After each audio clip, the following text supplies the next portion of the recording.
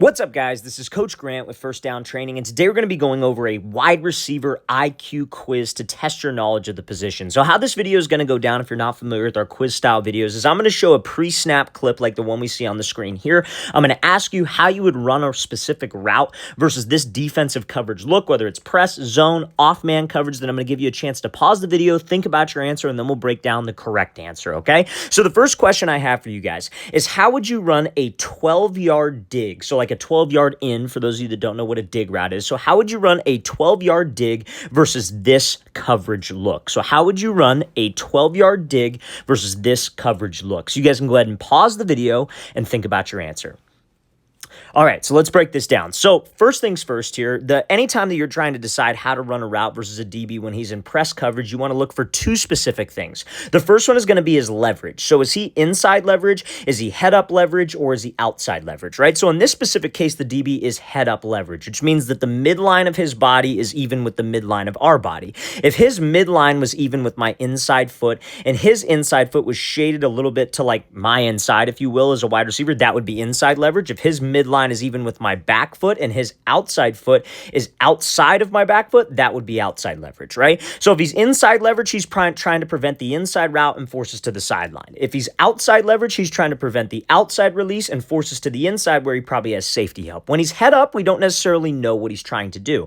On the snap of the ball, he could disguise his coverage. He could jump to the inside, he could jump to the outside, or he could stay. He has one of really three options, right? Then what we want to pay attention to is the distance. How close or how far is he away from me, right? So in this specific case, Cooper's off the ball a little bit, and this DB is probably like 2 yards away. So I would consider this like catch technique, which essentially means, like, let's say Amari Cooper's running a fade. What this DB is hoping that Amari Cooper will do is just try to run around him, and this DB could cut off the angle and force him to the sideline. But now, since we're running a dig, what we would do is we would close the space with the DB, give him some type of move to the outside, and take the inside release. Anytime that this DB is lined up in head-up press, we want to take the release to the side of the route that we are running. So if I'm running a dig route, a post route, maybe like an over route, I want to take an inside release. If I'm like, let's say I'm out of the slot, right? In this case, it's a little bit different because he's wider. But let's say I'm out of the slot and I have head up press and I have to run a 10-yard out or a corner. I'd want to take the outside release. But the most important thing is that we have to close the space and get to his toes so I could get skinny. But also when I close the space with this DB, I'm trying to gather info. If I close the space with him and then he jumps to the inside, okay, cool. I'm going to take the outside release and take what he gives me. If this DB was inside shade pre-snap, I wouldn't force the inside release just because I have an inside breaking route. So let's watch what Cooper does here. He closes the space. DB just stays, gives a move, breaks this thing off on the dig, and then you see the separation that he's able to get. So that's textbook. That's exactly how you would run this route. We close the space, give him some type of move. If while we're closing the space he jumps inside, we take the outside release. So you guys have to be prepared to react when the DB's in head-up press, because when he's in head-up, he could be disguising what he's doing, or he could sit, and then we just take the easy one, which is the inside release. So that's the pre-snap process that you want to have as a receiver. We look for leverage, we look for distance, and it's based on the route that you are running. Because we get a ton of questions. How would I run this route versus this look? That's ultimately the process of what you want to do, and the process I want you to think about throughout the rest of this video. Now, before we get into the rest of these questions, you guys, if you are a wide receiver or a quarterback watching this and you would like to train with myself and my staff of coaches this offseason, we're going to be traveling out to 15 different cities across the entire country for 2-day-long QB and wide receiver training camps. So, guys, if you want to sign up, go to that very first link in the description below. That's where all the information is, where you can sign up, where the location is, and get a ton of information about our camps. I'll tell you right now, our camps are a little bit different than other camps. We take things really, really slow. We break things down. We explain to you what you're doing wrong, explain to you what you're doing right, and there's actually coaching going on. It's not just rep after rep, let's go as fast as we can. So for all of our camps, we limit spots. So all of these camps that you see on the screen here will sell out probably within the next couple of months. Our first 3 camps in San Francisco, Orlando, and Phoenix only have about like 10 spots remaining, you guys, so these camps will sell out. And then after that, obviously, we're coming out to Columbia, South Carolina, Seattle, Washington, Oklahoma City, Oklahoma, Nashville, Tennessee, Milwaukee, Wisconsin, Austin, Texas, Atlanta, Georgia, Denver, Colorado, Columbus, Ohio, Boston, Massachusetts, Salt Lake City, Utah, and Los Angeles, California. So guys, if you want information, you want to sign up, again, very first link in the description below. Spots are filling up because we've been promoting this since August. So guys, make sure you take advantage that we still have availability, but it will be gone soon. So again, very first link in that description below. Let's get back to this video. Now, next question on our wide receiver IQ quiz. How would you guys run a three-step slant, so just a three-step slant route versus this coverage look. So remember the pre-snap process that we talked about. What do you want to look for on a DB? What are the things you want to look for when we're structuring our plan of our route? So how would you guys run a three-step slant versus this coverage look? So you guys can go ahead and pause the video and think about your answers. So pause the video.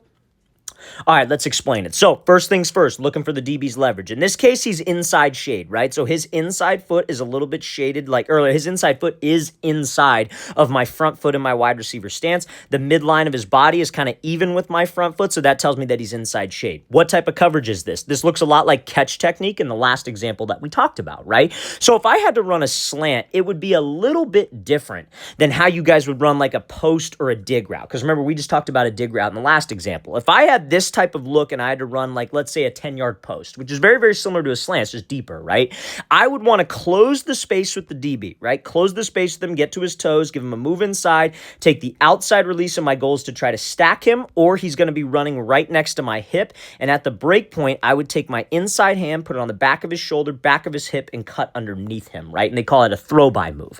Now, since I have to run a slant, and since it's a three-step slant, I don't exactly have that kind of time to be able to stack over the top of him, but I would start the route the exact same way. So if you guys said you would want to close the space and give a move inside and then work something called a diamond release, which is 3 hard steps at the DB's outside shoulder and outside hip to self-fade to get his hips to flip open, and then we cut underneath him, you'd be correct. The reason why we wouldn't want to take 3 steps right away off the ball is there's too much space between us and the DB. So let me play this full speed and then we'll break it down. So Cooper closes space, 1, 2, 3, gets that DB to open up, and then he's able to win on that slant. So let's talk about it, right? So the whole reason we're trying to bring that line of scrimmage to him, if this DB was right up on the line, like, and I guess because Cooper, again, is off the ball, so that's kind of why this is catch technique anyways. So let's say Cooper's on the ball, and we have this inside shade look, and the DB is exactly where he is. You would just take off on those 3 steps to his outside shoulder. I recommend giving some type of jab step to the inside, because we're trying to make it look like a fade. If you had to run a fade versus inside shade press, you'd give him a move to threaten his leverage, and then you'd go run your fade. So you kind of want to make it look the same. So how would you run a fade versus this look? You would close the space, and then you'd release outside. You have to make the release that you use on a slant exactly like the release that you use on a fade. Now, there's more than one way to do this, right? You could slide to the outside, give a move, and then cut underneath, because sometimes on a fade, receivers love to slide and then take off and go. You see guys like Devontae Adams, Justin Jefferson, Keenan Allen, some of the best guys off the line do that all the time, right? So Cooper, again, he closes the space, right? DB starts to inch back a little bit. 1, 2, 3. And when you take those 3 steps, we need to sell it with speed. Your hips and your shoulders and your eyes need to be committed to the fade. And you need to make sure that you're taking full strides. A lot of guys on this release will take very choppy steps. That's not going to get that DB to open up his hips. But if we make it look like a fade with our speed, our body language, and our stride length stays the same, we don't change up our strides because we're preparing for the break, that's going to get him to open up, and you could win on that slant route. You just have to make sure, guys, like you have to be careful on this release, because it is a 3-step slant, that when you close space with this DB, you're getting off the ball and you're doing it fast. Because if you waste a bunch of time and you're super slow, then you take your 3, that's going to screw up the quarterback's timing. So it needs to be fast, very similar to how Cooper did it fast, and then take those 3 steps up at his outside shoulder. Now, next question I have for you guys is kind of a multiple choice. So this is going to be, Cooper's going to be running like a 12 back to 10 comeback route. Now, I'm going to give you guys the leverage and the distance first, and then I'm going to ask you a multiple choice question. So we have inside shade, catch technique again, because Cooper is off the ball. If he was on the ball, this would be considered more so press coverage, but this DB is definitely inside shade. So on a comeback, we'd attack his leverage and we'd release outside. So there's a multiple choice. On a comeback route, a comeback. Remember, we get up to 12, we drop our hips, and then we come back to 10. Ball's going to be thrown right there. Would you want to restack the DB, or would you want to keep him on your inside hip on a comeback route? So when you release to the outside, would you want to stack him and have him running directly behind you, or would you want to keep him on your inside hip? So that's the question, you guys. So you guys can go ahead and pause the video and think about your answers. So pause the video. All right, let's break this down. So what you would want to do is you would want to keep him on your inside hip. Why do you want to keep him on your inside hip? Simply because when you guys drop your hips on this break, because a comeback route, you have to drop your hips. If this DB was directly behind us, what would happen? He'd run into us. He'd be able to get hands on us. Could you get that called as pass interference? Yes, if he maybe grabs onto you, but he will run into us, and the break will not be as smooth. So anytime that you guys are running a comeback route, or let's say, for example, let's go back. Let's say we have to run a curl route. Anytime where you have to drop your hips on a 45-degree angle and you release to the side of the break, right? So let's say I take an inside release and I'm running a curl, or an outside release and I'm running a comeback. You want to keep them on your hip, because when you snap down, if you're pushing vertical, and you snap down, he's not directly behind you. We could beat him to that 10-yard spot and make it an easy throw for my quarterback, and there's not going to be any wasted time because of contact at the top of the break. So this is textbook right here. This is exactly how you guys would run a 12 back to 10-yard comeback versus either inside shade press or inside shade catch technique.